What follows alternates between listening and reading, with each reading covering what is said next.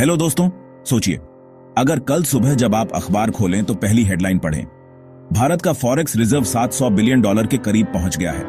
क्या आप उस एक लाइन के पीछे की पूरी कहानी समझते हैं? क्या आपको पता है कि इसका हमारी इकोनॉमी, हमारी नौकरी, हमारी जेब और हमारी वैश्विक स्थिति पर क्या असर होता है? नहीं? तो आज का वीडियो आपके लिए है। इस वीडियो में हम बात करेंगे भारत के लगातार बढ़ते हुए फॉरेक्स रिजर्व की।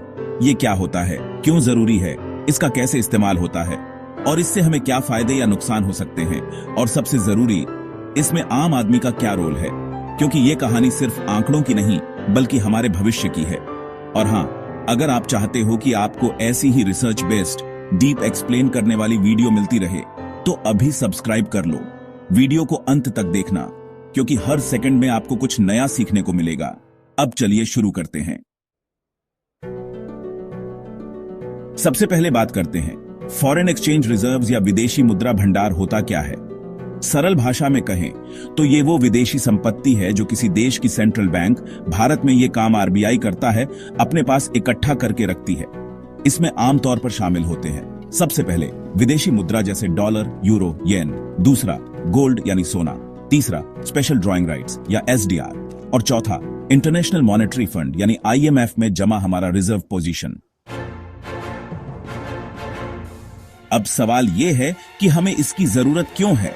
देखिए, दुनिया में ज्यादातर ट्रेड डॉलर या दूसरी विदेशी मुद्राओं में होता है। भारत को कच्चा तेल, गैस, मशीनरी, इलेक्ट्रॉनिक्स और दवाइयां जैसी चीजें विदेशों से मंगवानी होती हैं। इनका भुगतान डॉलर में होता है। अगर हमारे पास डॉलर ही नहीं होंगे तो हम ये चीजें नहीं खरीद पाएंगे। मतलब पेट्रोल पंप पर पेट्रोल नहीं मिलेगा, दवाइयां महंगी हो जाएंगी और इंडस्ट्री ठप पड़ सकती है। तो फॉरेक्स रिजर्व हमारे लिए एक बैकअप फंड जैसा होता है, एक सुरक्षा कवच जो हमें ग्लोबल आर्थिक झटकों से बचाता है। 6 जून 2025 को खत्म हुए हफ्ते में भारत का फॉरेक्स रिजर्व $5.17 बिलियन की बढ़त के साथ $696.656 बिलियन हो गया है। यह आंकड़ा भारत को विश्व में चौथे सबसे बड़े फॉरेक्स रिजर्व वाले देशों में शामिल करता है। अब बात करते हैं यह बढ़ा कैसे। देखिए, सबसे पहले है फॉरेन इन्वेस्टमेंट। जब विदेशी कंपनियां भारत में निवेश करती हैं तो डॉलर के रूप में पैसा आता है। आरबीआई उसे रुपये में बदलकर डॉलर अपने पास रख लेता है। दूसरा है एक्सपोर्ट्स। जब भारत अपने सामान विदेश भेजता है तो पेमेंट डॉलर या यूरो में मिलता है। तीसरा है एनआरआई रेमिटेंस। विदेशों में काम कर रहे भारतीय जब अपने घर पैसा भेजते हैं, वो भी असल में विदेशी मुद्रा होती है। चौथा सोर्स है टूरिज्म और सर्विसेज। विदेशी टूरिस्ट और आईटी सर्विसेज भी डॉलर लेकर आते हैं। आरबीआई इन सब सोर्सेज से मिलने वाले डॉलर को इकट्ठा करता है और ऐसे फॉरेक्स रिजर्व बढ़ता है। अब जरा समझते हैं इसका इस्तेमाल कहां होता है। सबसे पहले जब रुपया डॉलर के मुकाबले गिरता है तो आरबीआई मार्केट में डॉलर बेचकर उसकी वैल्यू को स्थिर करता है। दूसरा, जब देश में कोई इमरजेंसी हो जैसे कोरोना के समय, तो ये रिजर्व इंपोर्ट जारी रखने में मदद करता है। और तीसरा, अगर विदेशी निवेशक पैसा निकाल रहे हों तो बाजार को स्थिर रखने के लिए फॉरेक्स का इस्तेमाल किया जाता है। इसका सीधा असर आपकी जेब पर भी पड़ता है। मान लीजिए, अगर भारत के पास फॉरेक्स रिजर्व कम हो जाए तो पेट्रोल और डीजल महंगे होंगे, सामान ट्रांसपोर्ट में ज्यादा खर्च होगा, महंगाई बढ़ेगी और आपकी ईएमआई भी महंगी हो सकती है। वहीं अगर रिजर्व अच्छा हो तो निवेशकों का भरोसा बढ़ेगा, रुपए की वैल्यू स्थिर रहेगी, महंगाई कंट्रोल में रहेगी और भारत को इंटरनेशनल मार्केट में कम ब्याज दर पर लोन मिलेगा। अब यहां एक और दिलचस्प बात, भारत के इस रिजर्व में केवल डॉलर नहीं बल्कि सोना भी शामिल है। आरबीआई के पास अभी लगभग 820 टन गोल्ड है। गोल्ड एक सुरक्षित संपत्ति मानी जाती है।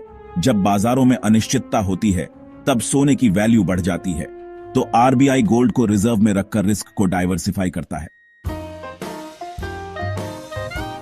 इसके अलावा हमारे पास एसडीआर्स भी हैं। एसडीआर कोई असली मुद्रा नहीं है, लेकिन आईएमएफ की तरफ से एक तरह का क्रेडिट है। जब जरूरत होती है तो इसे डॉलर या दूसरी करेंसी में बदला जा सकता है। अब एक जरूरी सवाल, क्या इतना बड़ा फॉरेक्स रिजर्व रखना सही है? देखिए, इसका जवाब आसान नहीं है।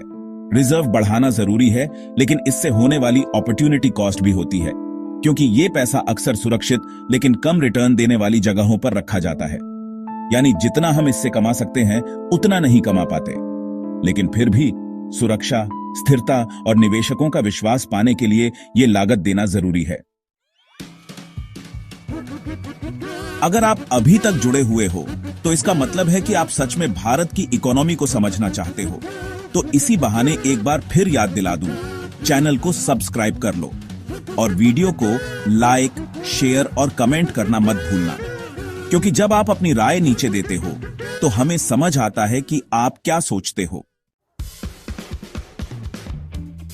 अब एक मानवीय पहलू पर आते हैं। इस रिजर्व की असली ताकत कौन है?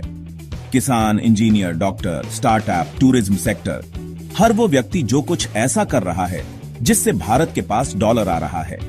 ये उनका ही योगदान है कि भारत आज इतनी मजबूत स्थिति में खड़ा है। याद रखिए, 1991 में हम सिर्फ 2 हफ्ते का इंपोर्ट कर पाने लायक फॉरेक्स रिजर्व रखते थे। आज हमारे पास लगभग 11 महीनों तक आयात चलाने का बैकअप है। यह है असली आत्मनिर्भरता की मिसाल।